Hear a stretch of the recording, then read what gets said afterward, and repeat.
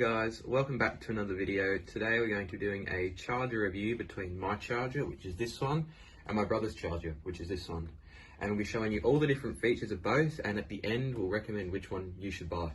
Alright guys, so firstly we'll start with my charger. So as you can see, it's just on the normal LiPo charge mode at the moment, but there is different ways to charge the batteries.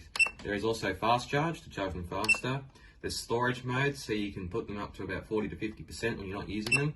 There's complete discharge to bring all the cells down to about 0%. There's balanced charge, so you can make sure all the cells are balanced.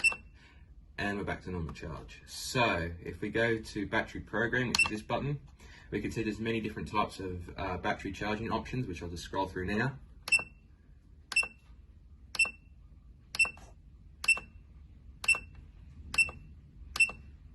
And there's also a battery meter, battery resistance measurer, and then we've got settings, which I'll go to now. So as you can see, we have DC supply off because we're plugged into a wall, and the charge power is 80 watts, which is pretty good. There's a safety timer, so if the charger is going for longer than 120 minutes, it'll turn itself off. There's a capacity cutoff, so if the battery charges over 5,000 milliamps, it'll turn itself off. There's a temperature cutoff, which is 50 degrees, so if the charger gets too hot, it'll turn itself off and avoid fire.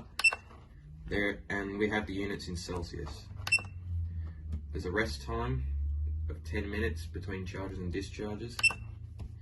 And there's sensitivities for nickel metal hydride, NiCad, and you have the noises. So whenever you scroll, there's a beep, and when the battery's done charging, it beeps too. You can turn them on or off. There's also a DC input load cutoff, so if it gets below 11 volts on the DC input, it'll just turn itself off. And you can reset the charger by pressing there. And there is also a firmware, as you can probably see there. And back to the start.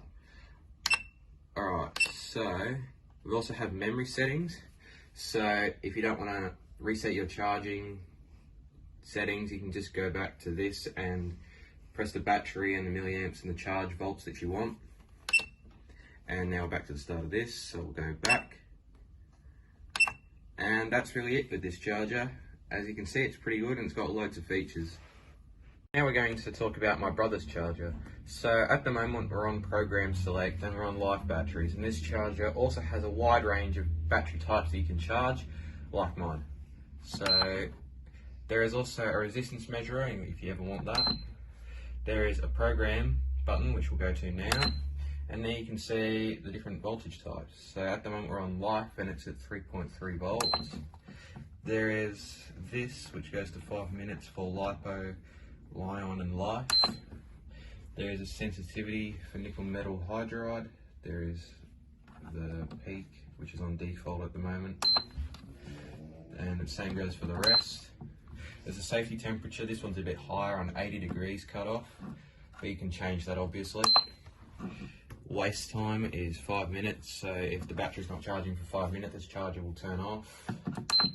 There's a safety timer for 240 minutes. Yet again, you can change it to like mine.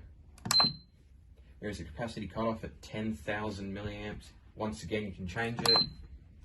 You can turn on or off the buzzers, like mine. There is input powers, cutoff, voltage, and now we're back to the start. So we'll go back quickly. We'll go back to here, and we'll go back to nickel metal hydride because that's what my brother charges on this charger. We'll go to select, and so you can see there is different charging methods for nickel metal hydride, like mine again. So you can change the current for how much amps you want to put into the battery. You can discharge the battery, yet again at different amps. You can cycle the battery, and now we're back to the start. So that is my brother's charger. Now we'll wrap up the video and we'll tell you which one's best to buy. Alright guys, so finally we'll just recommend which ones you should buy. So personally, we think that the Sky RC is a little bit better than the GT Power, just because it has a few more safety features, a few more charging options, and it's a bit more user friendly. But if you're on a budget, we definitely recommend getting the GT Power. But if you have a bit more money to spend, buy the Sky RC. Thanks guys for watching, and I'll see you in the next one.